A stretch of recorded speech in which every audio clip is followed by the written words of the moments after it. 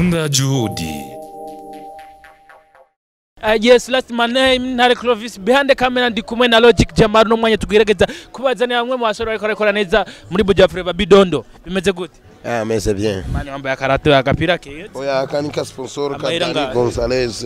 Numuntu yagakoze. Mani wagerageje kuboneka uje ukibuga aho waje wambaye yeboyebo. Byo bimeze gute? Umustar yeboyebo umva isi yeboyebo ni style nawe wambaye yeboyebo ari. Nanje nambaye ipapa.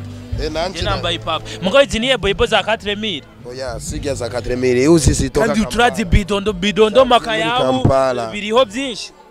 Biriyo byinshi kandi nisani toka kulangula Kampala nipitwa ubu. Nivae yeboyebo chuntafara magodio nilikia kutere. Unataka nivale suplesi. Zitanisumbua kutia magodio. Batu wengi barifara ubitu wenye buko sempre. Yes. Urumwe mu basore bagerageje kwakirwa cyane n'abafanzi b'umuziki aho bagerageje kuvugiriza induru kuvugishika. Nkabijyo byakira gute nk'umu legend mu muziki ndoni. Uvuze subiramo. Urumwe mu basore bagerageje kwakirwa neza cyane aho abafanzi ugishika kwitere bagerageje kuvugiriza induru nyinshi. Nibanganya baki muri ubwo buririmbyi bwawe n'abafanzi urwo rukundo rungano ko bagufitiye. Mbo ndibaza ko benshi ubu dufise rukundo gusumvya ruragwa kera vraiment tuko na mapenzi kuzidi ya zamani na kitu chenaza sema huu upendo uendelee na muziki wetu utafika mbali pia na ba DJ basisabu kupiga nyimbo zetu. Yes. Ba DJ basisabu kupiga nyimbo zetu bazipige nyimbo zetu sana juu tupate sana tukivuma sana tukifanya match itapendwa sana na masponsors zitakuya sana. Twagerageje kumva ko inyuma yi match hari zindi match zigiye gutunganywa inyuma y'igisagara cha Bujumbura uri tayari wako bazokujana? Hakuna probleme tutaenda pamoja kama itakuwa ni Gitega kama itakuwa ni wapi tutaenda pamoja na naona hapa wasanii ni wengi nafurahi sana tuko tuna enjoy pamoja tunachangia pamoja misosi kwa bia nini vraiment nashukuru sana hata Romeo ule namuona pale mkamere Romeo namuona pale nasikia nafurahi sana ya sisi ugia numu producteur mkamere Romeo ni producteur wangu wa zamani. Yes, Bidondo makayabu byo bigeze. Bidondo makayabu irachariho.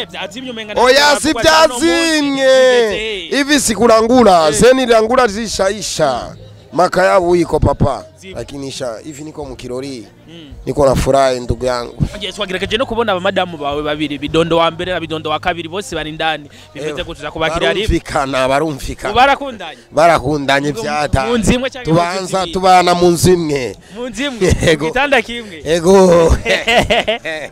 Yes, Bidondo nigiki wagerageje Chelsea nigiki wagerageje gukora ko Bidondo wa mbere yagerageje kumugwanya cyane nigiki wagerageje gukora mu mbere yuko amwemera ni mapenzi nabatia fasi mwana ambia anapenda mbote bade hawaishi pamoja ni kufente anapenda bote bade lakini kila mtu iko sawa na hapa wanaheshimiana huyu nikimpa Primus na huyu Primus sibagui bote bako sawa umuziki tuwi yeboyebo na bote yeboyebo. Yes, umuziki wawe tuwitege gani? Muziki wangu mpya unaitwa naendelea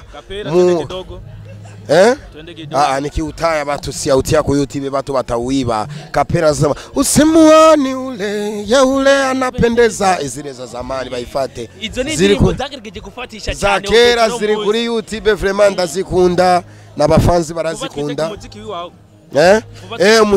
Mushasha kuri YouTube nga Desman gusa ni problem. Yes, bwira abafanzi b'umuziki abafanzi ba DFTV ati rimwe bagira ugira subscribe like na TFTB musikosi kufanya subscribe musikosi ku like kwe commentaire kandi mugende kuri YouTube ya Generator Bidondo mugire cyo atundu ngo pichu. Yes, Bidondo tukushimire. Bwana asante sana.